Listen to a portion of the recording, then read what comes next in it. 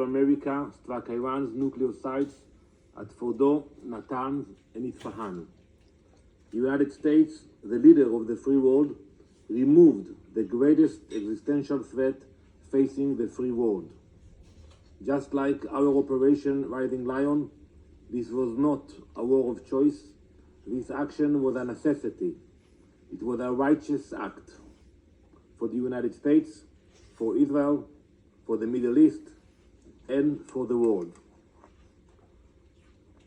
So the entire world should say on record today, here and now, thank you.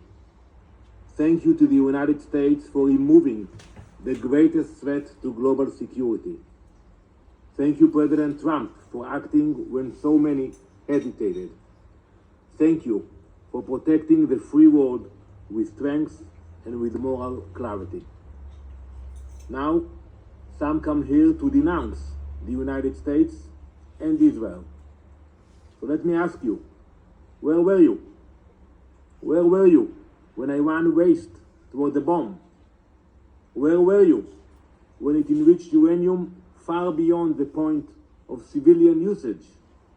When it buried entire fortress beneath mountain to prepare for our extermination? Where were you when Iran turned negotiation into theater and deceit into strategy?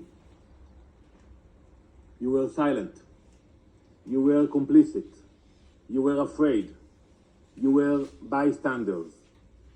Months ago, I sat before this council and called for a coalition of the courageous.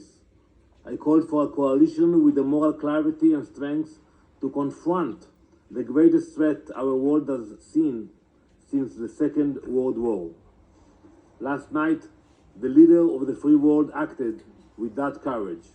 The United States acted, not just for itself, but for every nation that values freedom over radicalism. For every nation whose children deserve to grow up without the shadow of a nuclear disaster hanging over their heads. Now, the world must follow suit.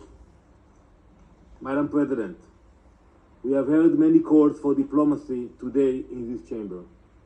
We have heard the Secretary General calls for de-escalation.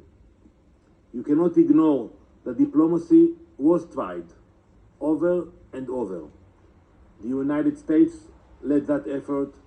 Many nations here in this room engaged in diplomacy with determination and good faith. But the regime in Tehran had other plans.